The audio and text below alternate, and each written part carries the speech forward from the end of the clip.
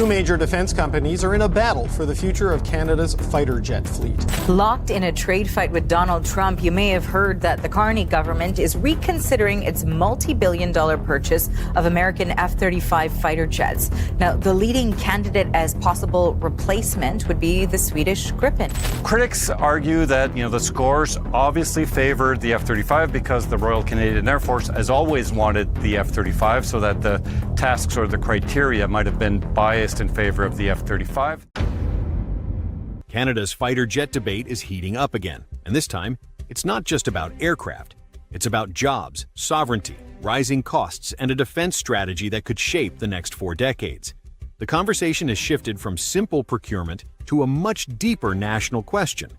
What kind of military and industrial future does Canada want to build? Let's start with the issue that keeps coming up in Ottawa. According to government officials, there aren't enough Canadian jobs being created from the massive F-35 contract.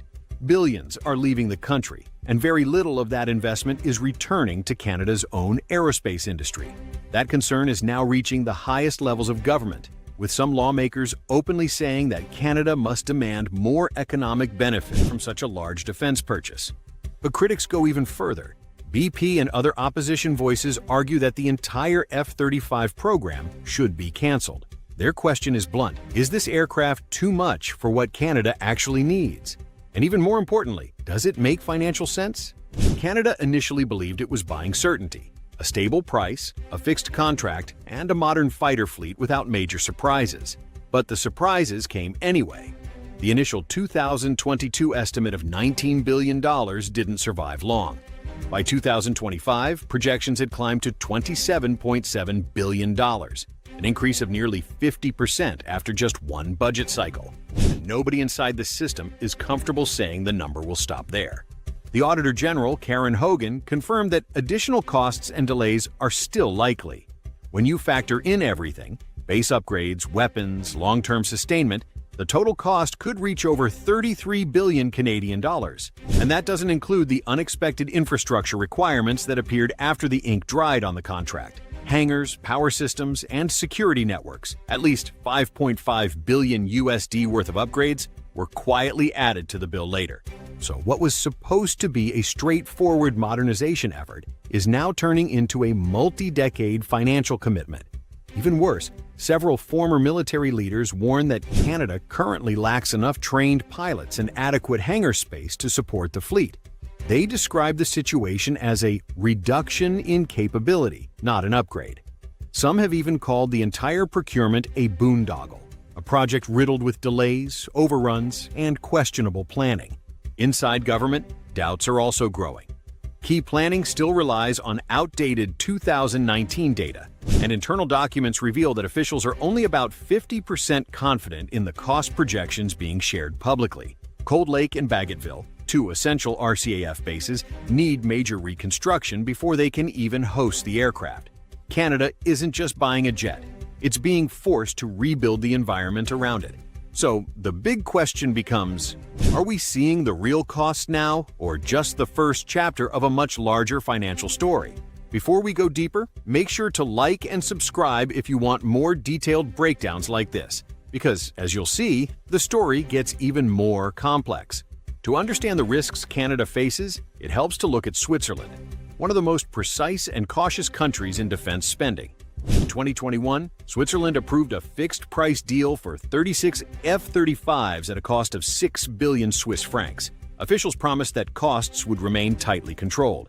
But only a few years later, unexpected U.S. adjustments added between 650 million and 1.5 billion Swiss francs to the bill.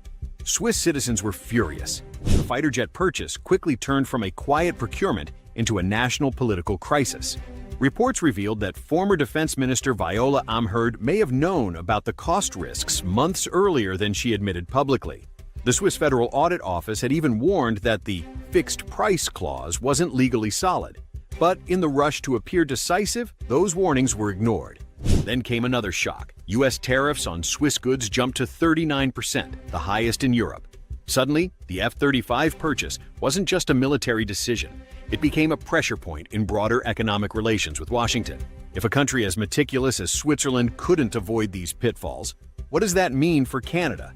How safe is any guaranteed price when the buyer doesn't control the production system behind it? Canada is now asking itself that exact question. After Switzerland's troubles and Canada's own rising costs, the federal government began reassessing its situation. Prime Minister Mark Carney ordered a full review of the F-35 contract, acknowledging that Canada relies too heavily on the United States for upgrades, maintenance, and long-term support. He instructed Defense Minister Bill Blair to explore alternatives, everything from different aircraft to the possibility of producing future fighters inside Canada. At the same time, Ottawa began discussions with the European Union to explore ways to reduce U.S. dependency. That includes evaluating European-designed jets like Sweden's Gripen, which offer not just military capability but also industrial partnership. Industry Minister Melanie Joly added another layer of pressure, questioning why a multi-billion-dollar program delivers so little economic benefit for Canadians. Her stance is simple. If Canada is going to spend billions on defense, the investment should strengthen Canadian industry, not flow overseas. Canada has already committed to its first 16 F-35s, but the remaining 72 aircraft, most of the fleet, are not locked in. That gives Ottawa flexibility, a chance to reconsider the direction of the entire program, and that's where Sweden's Gripen steps into the picture. When Canada began looking beyond the F-35, the Gripen stood out for reasons that have nothing to do with prestige and everything to do with practicality. Canada has a vast territory, harsh winters, and limited budgets. It needs a fighter that can operate anywhere, not just from major air bases. In this model, the fighter jet is only part of the story. The real question becomes, does Canada want to buy a plane or build an entire industry around one? But even with all these benefits, Canada faces a deep internal divide. Air Force leaders warn that adopting two different fighter types creates complexity. Two training systems, two supply chains, two maintenance pipelines. They argue that split fleets increase long-term costs and reduce combat efficiency. Former Chief of Defense Staff Tom Lawson goes further, saying the F-35's technological edge makes a mixed fleet strategically risky during high-intensity conflict. But economic ministers see things differently. Minister Joly notes that many G7 nations operate mixed fleets specifically to avoid dependency and strengthen domestic industry. In her view, the cost of complexity is smaller than the cost of relying on a single foreign supplier. Gripen supporters argue that even if Canada trains for two aircraft types, the long-term savings could still outweigh the rigid dependency built into the F-35 system. They frame the choice not as efficiency versus inefficiency, but as dependence versus flexibility. And that's the heart of the debate. In the end, this isn't just a question about engines, stealth coatings, or radar systems. It's about direction. Does Canada commit to a uniform, US-aligned fleet, streamlined but dependent? Or does it take the harder path, building an industrial backbone that could support future generations of aerospace workers and engineers? Because the F-35 and Gripen debate isn't merely a contest between two aircraft. It's a debate about identity and the kind of economic and strategic nation Canada intends to be 30 or 40 years from now. Is the priority absolute military performance at any price, or the creation of a fighter ecosystem rooted here at home, one that grows jobs, expertise, and independence? That is the crossroads Canada stands at tonight. Thanks for watching, and tell me where you'd like to go next. Another angle on this debate, or a completely different story.